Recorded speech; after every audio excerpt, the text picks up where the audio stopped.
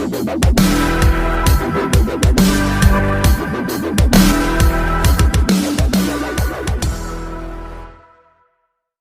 جادوگری کا فن عروج پہ آیا اور گھر گھر جادوگر اپنے فن کا مظاہرہ کرنے لگے تو اللہ نے حضرت موسیٰ علیہ السلام کو کرشماتی عصا عطا کیا جو جادو کے فخر کو توڑ کے رکھ دیتا ہے. کبھی اژدہا بن جاتا ہے، کبھی ٹارچ بن جاتا ہے، کبھی اتنا لمبا ہوتا ہے کہ پتے جھاڑ لیتے ہیں، کبھی ٹیک لگا کے کھڑے ہو جاتے ہیں. تو یہ عصا ان کو بطور معجزہ عطا کیا گیا جب جادوگری کا فن پورے عروج پر تھا.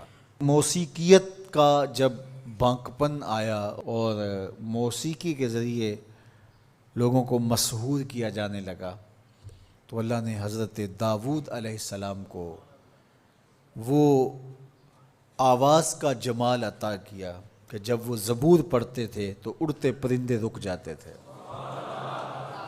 ایسا حسن عطا کیا.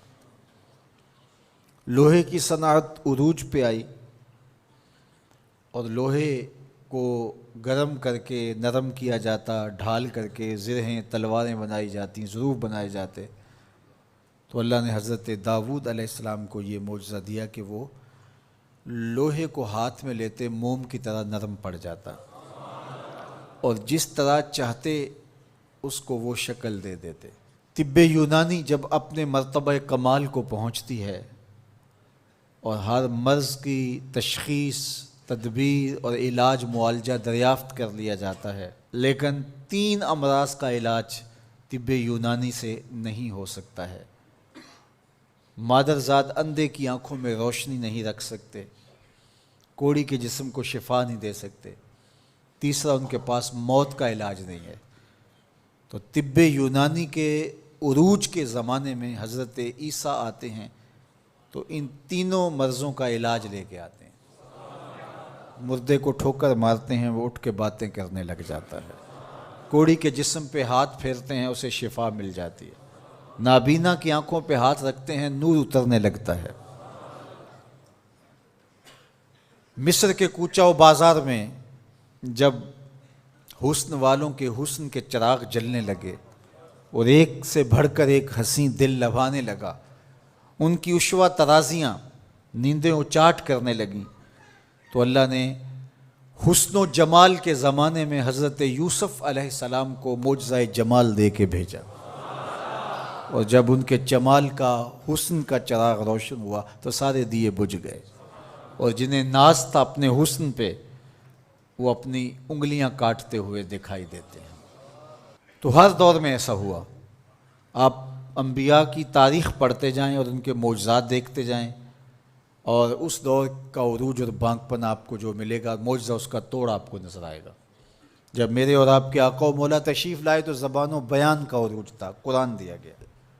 قرب قیامت میں انسانی ارتقاء اور مادی ترقی اور اپالو یازدم کے ذریعے چاند پر جانے کی باتیں ہونی تھی اور لوگوں نے مریخ پر جانے کی تیاریاں کرنی تھی.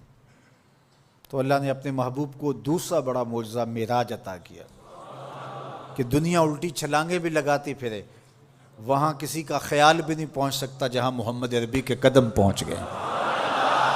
میرے امام بولے خرد سے کہہ دو کہ سر جھکا لے، خرد سے کہہ دو کہ سر جھکا لے، گماں سے گزرے گزرنے والے، یہاں خود پڑے ہیں جہت کو لالے، کوئی کیا بتائے کدھر گئے تھے، سراغ عین و متا کہاں تھا، نشان کیف و الا کہاں تھا، نہ کوئی ساتھی نہ کوئی راہی، نہ سنگ منزل نہ مرحلے تھے، کمان امکان کے جھوٹے نکتوں تم اول آخر کے پھیر میں ہو، محیط کی چال سے پوچھو کدھر سے آئے کدھر گئے تھے، وہی ہے اول وہی ہے آخر، وہی ہے ظاہر وہی ہے باطن، اسی کے جلوے اسی کو ملنے اسی سے اس کی طرف گئے تھے، کمان حیرت میں سر جھکائے عجیب چکر میں دائرے تھے، ان کی عظمتوں کی کنہ تک کون پہنچے. یہاں تو جبریل بھی ہاتھ باندھ کے کھڑے ہیں. جب جبریل نے کہا کہ حضور آگے میں نہیں جا سکتا تو کہا وہی لانے والے اب آنا آگے، جو در دوستی مخلصم یافتی، جب دوستی میں تو نے مجھے مخلص پایا ہے تو پھر راستہ کیوں چھوڑ رہا ہے؟ تو عرض گزار ہوئے اگر یک سر موئے برتر پرم فروغ تجلا بسوزد پرم لو دنو تو خط وطن لہ ترک تو، اس سے آگے میں بڑھ نہیں سکتا، اگر ایک قدم بھی آگے بڑھوں تو جل کے راکھ ہوتا ہوں۔ تو جہاں جبریل بھی پیچھے رہ گئے، ملائک بھی پیچھے رہ گئے، کوئی فلک تے رہ یار گیا، کوئی جا سدرا تے ہار گیا، ایک کالیاں زلفاں والا سی جڑا عرش تو بھی لنگ پار گیا، کوئی حد ہے ان کے عروج کی بلغ العلا بے